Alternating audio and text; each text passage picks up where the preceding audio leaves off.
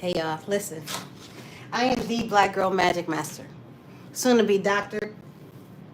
Keela, okay? I specialize in strategic digital transformation systems because what? I'm getting my doctorate in business. And I would like to talk to you about some things today. First of all, I am a Black Girl Magic Master. That means I literally have multi talents. You're not just going to get one thing with me, okay? I know astrology, I know numerology, but I'm getting a doctorate in business administration, okay? So I also know finance. And what we're about to talk about is a few couple of things. I also know a little bit about football. Let's talk about football first. So I have my own football fantasy league. Yay! Yay me. And I wanted to teach all my women really quickly how this works. You know how you have your favorite football team, right? Well, some of us don't. But for those that do, all right, let's talk about it. If you have a favorite football team, you know who the star players are on that team. But if you don't have a favorite football team, you don't know who the star players are on that team. So what men have came up with is this thing called fantasy football, where you can take all the best players off of whatever team, put them on your roster of 11 or 12, and make your own team and play against others during the season. What does that mean? Well, every game scored points are scored, okay? And when those points are scored, your player that you put on your team might have did really good that one, and that goes towards your points on your fantasy football team. It is so cool. All I know is, women, we need to get on the football fantasy situation, all right? That was just a little Yahoo situation I wanted to talk to y'all about.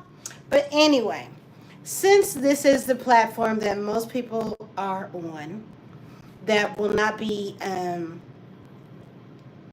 I don't know. I will say this is like one of the best platforms. YouTube, you did that. I'm back, which I've been gone for a while, so that means a lot. That means a lot. My favorite drink is iced tea and lemonade. They call it Caddyshack, but it's really Tiger Woods or Arnold Palmer. But anyway, let's talk about some things real quick. Because we're going to kind of go live every Friday. Not sure. We're going to go live as much as possible. But we're doing it Friday through Fridays. Okay? And hopefully in the afternoon. Because your girl is really busy and I'm pursuing this doctorate. So sometimes I have to take time out just to do my homework. Anyway, let's get into what I want to talk about today. Now, I am an avid article reader. I'm reading all financial headlines, all things that are important. And then I might post it, right? So, according to this article in Morning Brew, TikTok could go dark in the U.S. Commerce Secretary warns. Now, what does that mean for those that are on TikTok?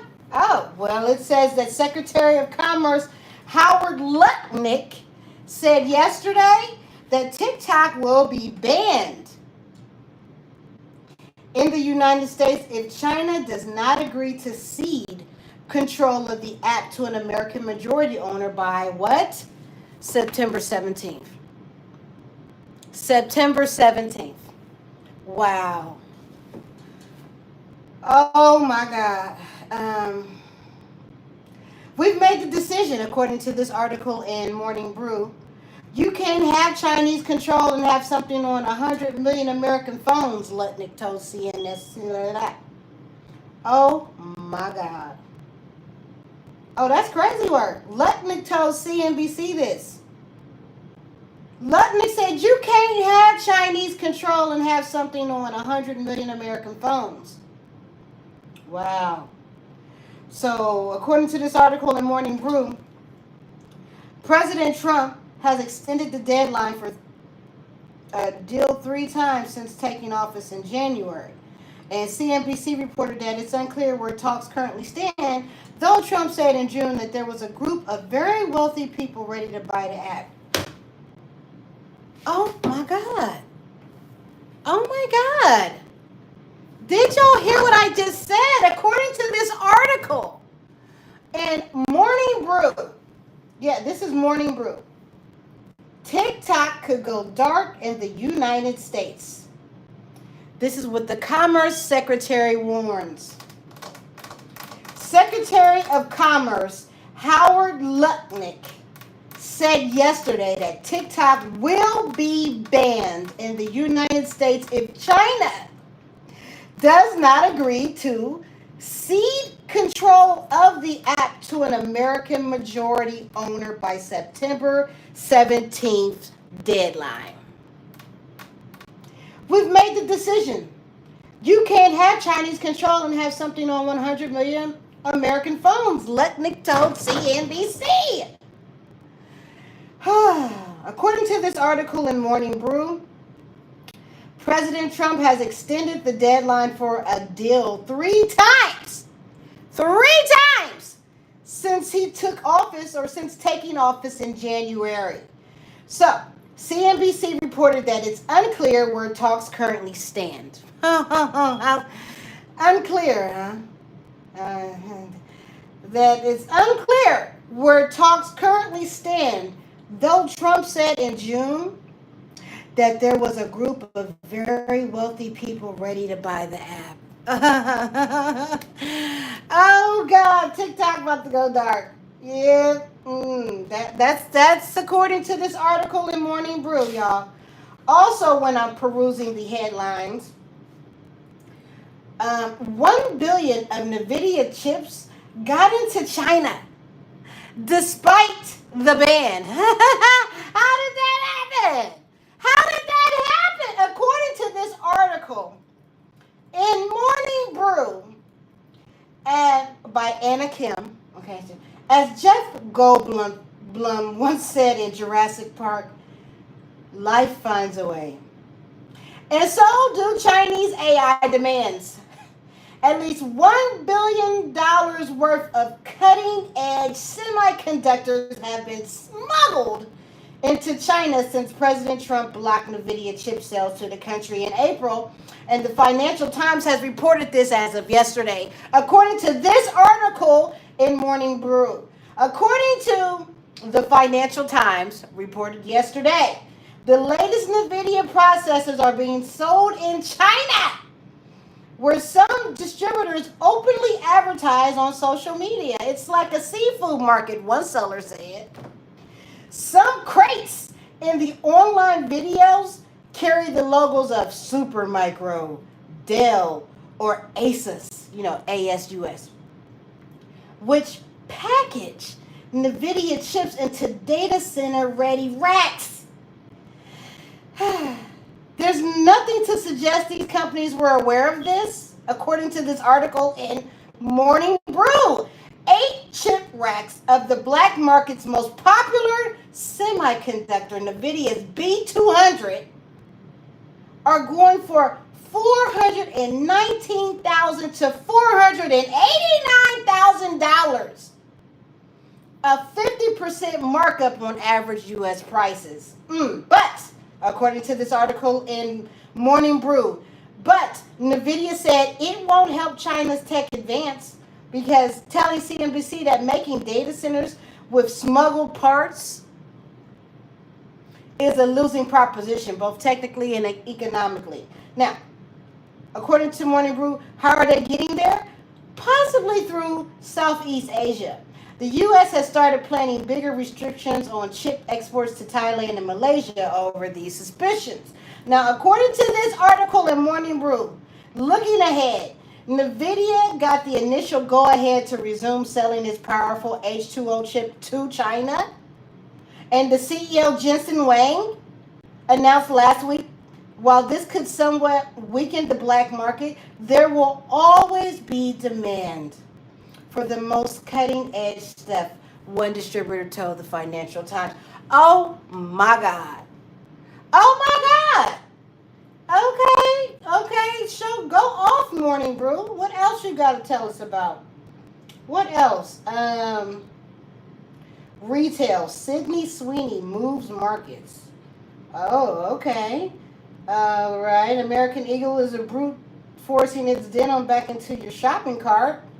The retailer's new campaign with Hollywood's It Girl, Sydney Sweeney, rolled out this week, immediately sending the company stock up as retail investors latched on. Okay, whatever.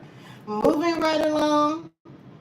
According to Morning Brew, the most taught books. Apparently, curriculum makers do not think anything written in the last 60 years is worth teaching in classrooms. But that's probably because they haven't yet read Rebels, City of Indra, the story of Lex and Livia by Kendall and Kylie Jenner. Now, according to this article in the Morning Brew, per a survey of 4,000 teachers, the 10 most popular books taught in U.S. classrooms today were all published more than 60 years ago. And this list hardly changes over time, according to Morning Brew. 6 of the 10 titles are marked in bold below, so that they were also among the most popular in 1989, right? So here we got number 1 is Romeo and Juliet in bold. Then we got The Great Gatsby, which is number 2 in bold. The Crucible, it's not bolded. Macbeth is number 4, bold. Of Mice and Men, I had to read that one. That's in bold. To Kill a Mockingbird, I think we all had to read that one, but I totally forgot whatever that was telling us about. That's in bold. It's number 6. Number 7 is some book called Night. Number 8 is in bold, and it's called Hamlet. I didn't have to read that, thank the Lord. Number 9 is Fahrenheit 451, and that 10th most selling, what was that according to Morning Brew? The 10 most popular books that are taught in U.S. classrooms today, that 10th one was Frankenstein. According to Morning Brew, many teachers say that they prefer to assign new books, but are censored by school districts, local governments, and parents.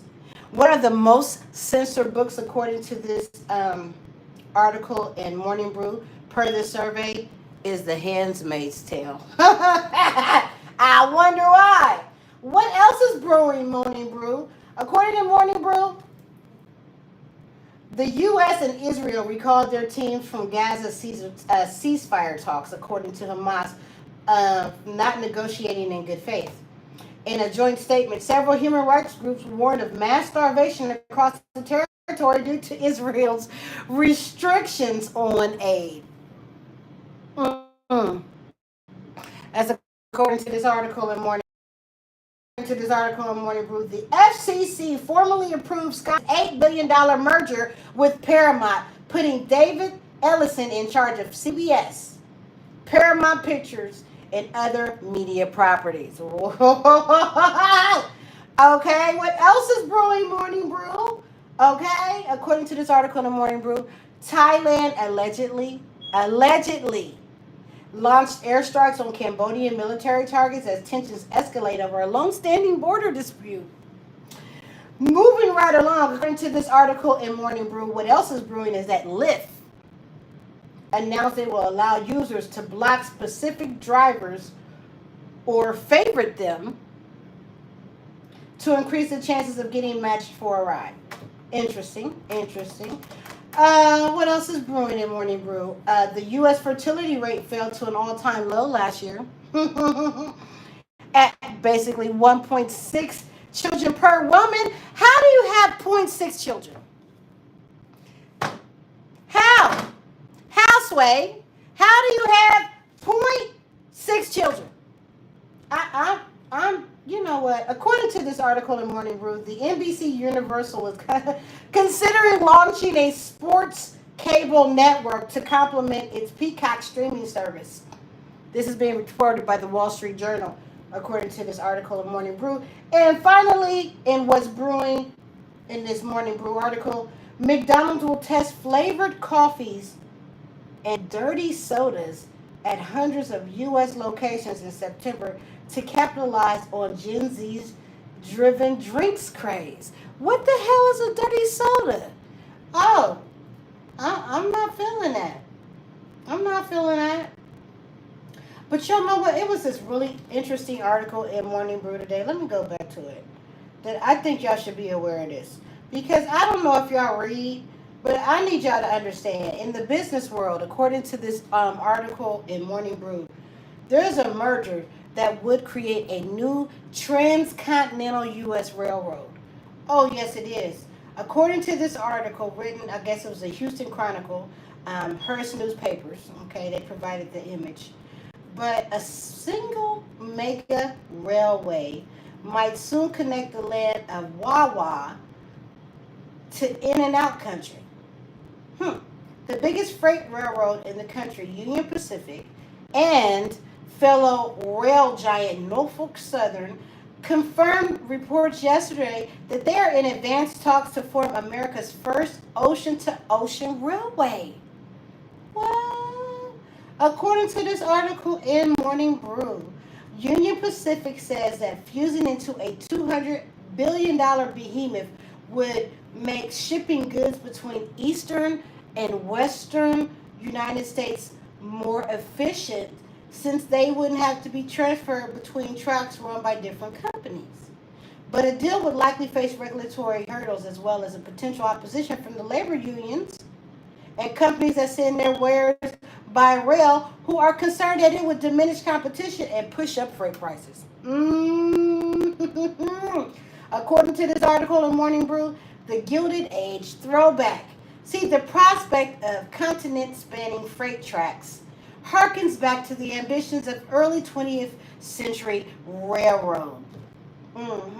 In the era when rail was the go-to method for shipping goods across country. Now, let me tell y'all, this is how you can do it. If you're trying to be in business and you're doing some little bullshit, let me tell you something. This is how the big boys do it. They took something that we already and made it better. So if you're in business and you're not making up shit better, then stop. Because redoing and keep on rehashing the same old shit over and over again, it's not working. Absolutely not. But anyway, the total freight track mileage peaked in 1916. It is 2025. But the total freight track mileage, it made its peak in 1916, according to this article in Morning Brew, after which trucking eroded much of rail's market share and the industry consolidated around a handful of giants. Okay? See, this is Business 101. Let me teach you something in case you did not know. If you are trying to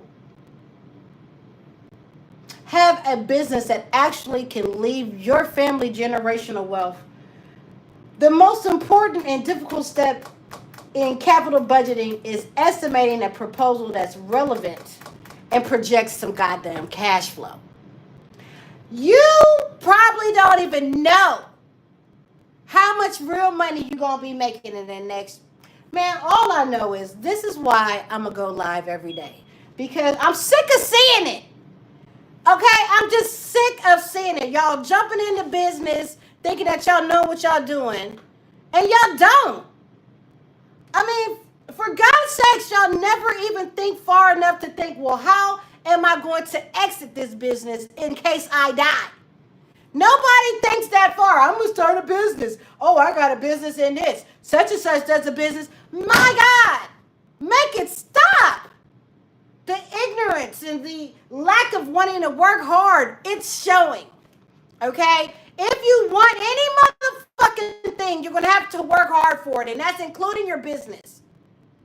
People get on my gut nerves with this whole instant gratification thing. Well, I got a certificate. Well, that motherfucking certificate only probably took 10 weeks. You ain't learned shit, and you ain't remember shit, and you ain't synthesized shit. Now, let me tell you, if you're going to make some real motherfucking money in a business and generate real goddamn wealth for your family, you need to be able to work smarter and not work harder and look at the reality of life. Anything worth having, you take time doing it. And I'm going to tell y'all this again. We need to be paying attention to what the big boys are doing. The big boys are thinking big. We think small with our little small-minded selves. Oh, my business. Listen. So fucking what? We've had railroad tracks since 1916 and before. They are coming up with another railroad proposal that will literally obliterate the competition. All they did was say, you know what? Let's connect the East and the West. Now, of course, there will be hurdles to face, but let's think about this. How big is that type of thinking? That's the whole point that I'm trying to make. If you're going to get into business, you're going to have to think big. Think big. Because right now, everybody's thinking small. Everybody's trying to copy off of what somebody else is doing, and it ain't working. And honestly, it's not going to keep your children wealthy, and your children probably don't even want the business they don't even want your business. They don't want to work in your business. They got their own business. Did you know that? Anyway, I'm sorry. I got to get the bugs out. This is my first live in weeks, if not months, if not years, over here on this page, on this platform, YouTube. Yes, it is. Yes, it is. And I am here. Okay, I am the Black Girl Magic Master. I am pursuing my doctorate in business administration. Yes, I am. I'm in my 3rd year of this. And what I do is I solve business problems. Okay? And I would begin telling y'all what business problem I'm solving in my current situation, but why? Why? Y'all not even aware of the new web. Oh my God.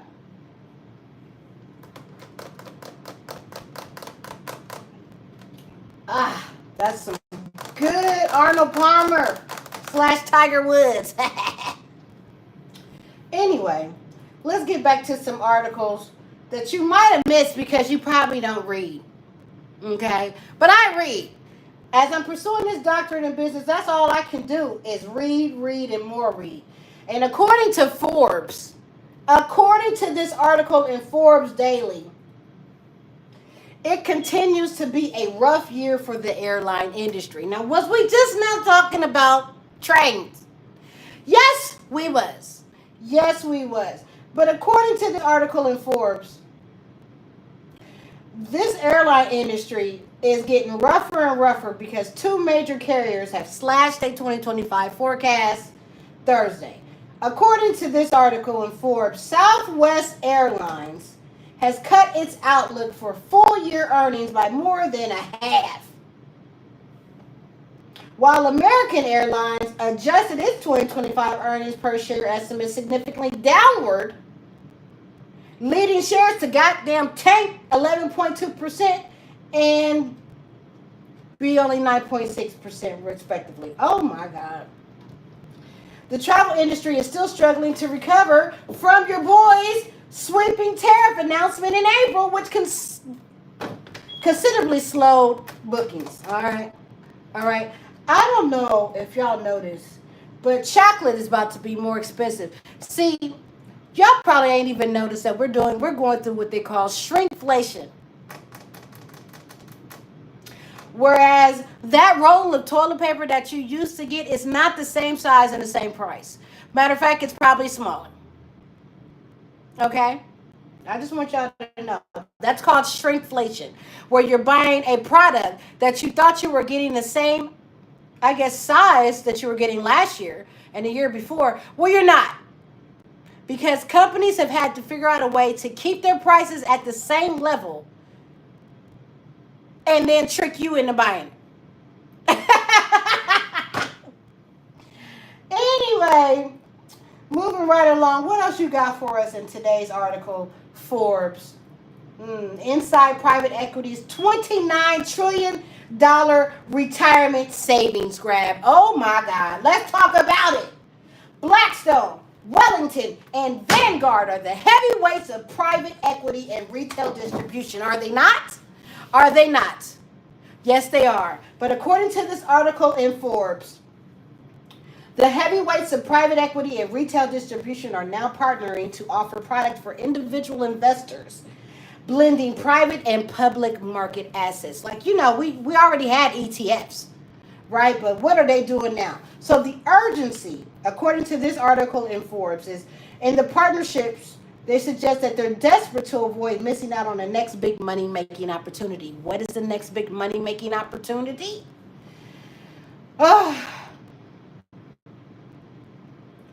That's getting into Americans' 401ks and IRAs, and the Trump administration aims to help them with that.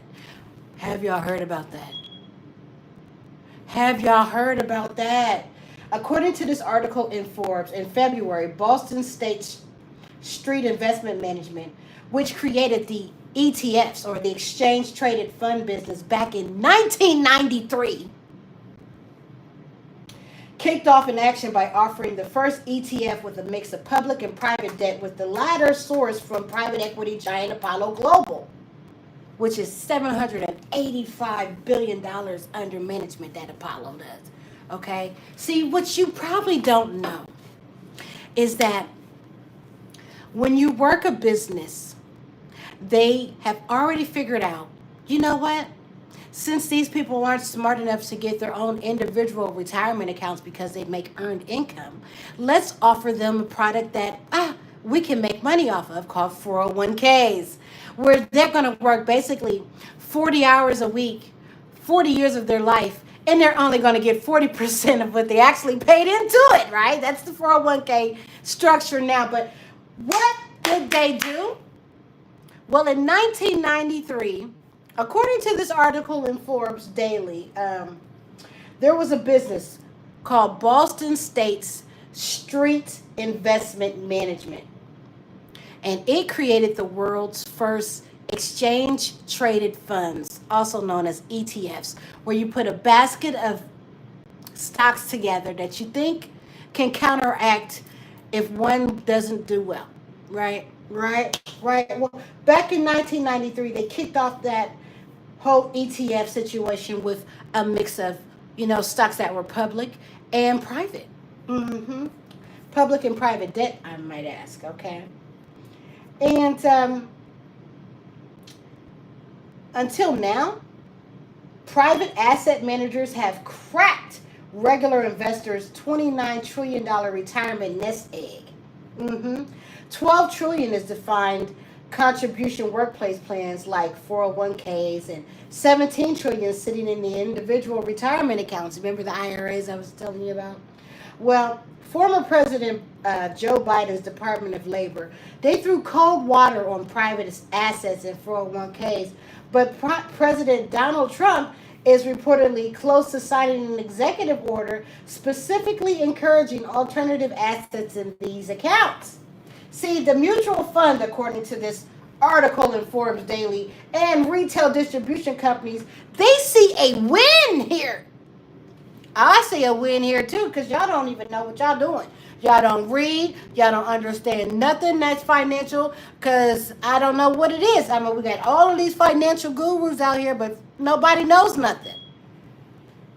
But anyway, the mutual fund and retail distribution companies, they see a win here too. Okay. These margins have shrunk as competition and the share of money in the low-cost index funds have grown.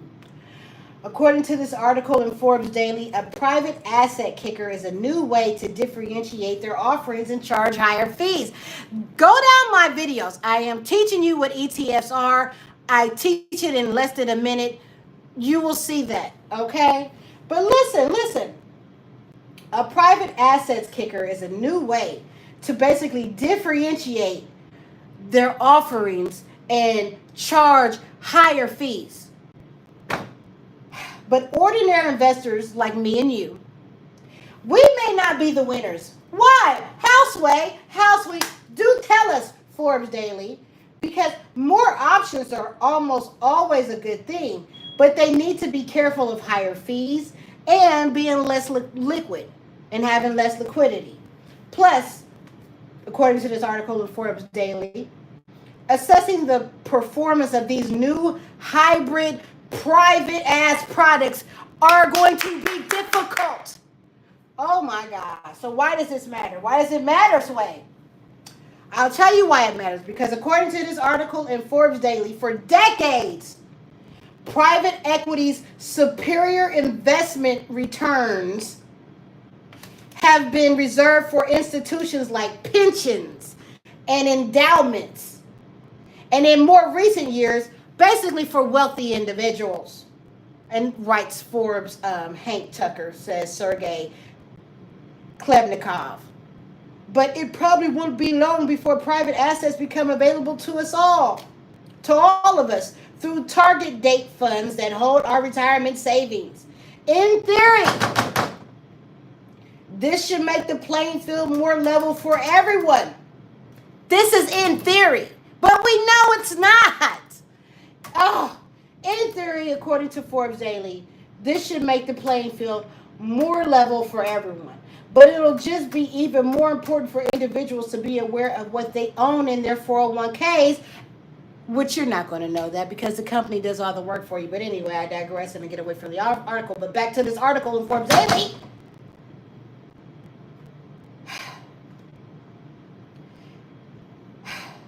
In theory, this should make the playing field more level for everyone, but it'll just be even more important for individuals to be aware of what they own in their 401ks and basically pay attention to fees to avoid overpaying for lackluster performance. But we rely on our companies that we work for to do this work for us because we don't understand stocks. You know what? After I read this little part in Forbes Daily about business and finance and wealth and entrepreneurship, we're going to cut this live, okay?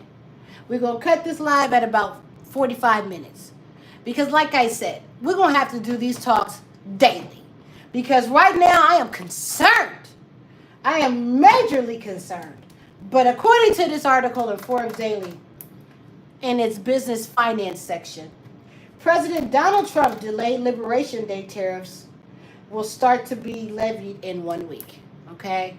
So they could cost households an extra $2,700 on average this year, according to recent analysis from the Yale Budget Lab.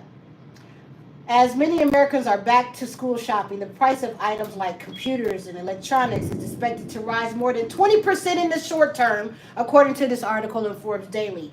These tariffs are more likely to impact low-income families, says Ernie Tedeschi, a Yale Budget Lab director of economics. You think? Well, I know. And then the Forbes Daily article goes on further to say that the luxury slowdown is basically heading LVMH. Isn't that Louis Vuitton, whose brand includes Louis Vuitton, Christian Dior, and Givenchy. As the firm reported a sales drop for the first half of the year, the firm's billionaire CEO, Bernard Arnault, Europe's richest person, announced plans to open a second factory in Texas despite concerns about the impacts of Trump's tariff on the sector. Oh my God. Onshoring is not inexpensive. Onshoring is going to cost that bad. But anyway, moving right along in this article of Forbes Daily, when it comes to wealth and entrepreneurship, at the time of his death in 2019, Jeffrey Epstein was a fabulously wealthy man. Between his collection of lavish homes, 2 private Caribbean islands, and nearly $380 million in cash and investments, he was worth $578 million, according to his estate. This Forbes Daily article goes on to say that the full origins of Epstein's wealth remain shrouded in mystery, but what is clear, according to Forbes' review of court filings, an investigative memo and financial records, is that Epstein relied above all on 2 billionaire clients and a tax gimmick to build his fortune. Wow. Damn. Moving right along in this article of Forbes Daily, It was a rocky day for Tesla on Wall Street as shares fell more than 8% following the company's lackluster earnings report. Your boy Elon Musk fortunes plunged by more than 15 billion with a B dollars as a result, and the world's richest man warned that the electrical vehicles or EV maker would likely have a few rough quarters ahead of a federal electric vehicle tax credits that are set to expire in September. Yo, we're going to go on. We're going to say one more little situation according to this article in Forbes Daily. In its money and politics section, Vice President J.D. Vance is worth more than ever, with an estimated fortune of roughly $12 million. A long way from the upbringing he wrote about in his book, Hillbilly Elegy. Vance's net worth is up $2 million from just a year ago. When President Donald Trump chose him as his running mate, and the growth is a result of a pay raise and newly disclosed assets and a strong equity market. Wow. You know what? We're going to leave that right there. We're going to end this live right motherfucking there, because for the fact that they are enriching themselves, man, oh God, I will catch y'all tomorrow. And yeah, it's going to be raw. It's rare. It's going to be a lot of cussing. So if you don't like my cussing, like my favorite motherfucking readers say, you don't have to be here, but I will cuss, okay? I'm going to keep it all the way motherfucking real. Shit. Anyway, I love y'all. Love, peace, and hair grease. How the hell do you turn this shit off? Okay, I'm trying to turn it. This is my first live with this. All right, let's go on and try to figure out how to turn this off. But love, peace, and hair grease.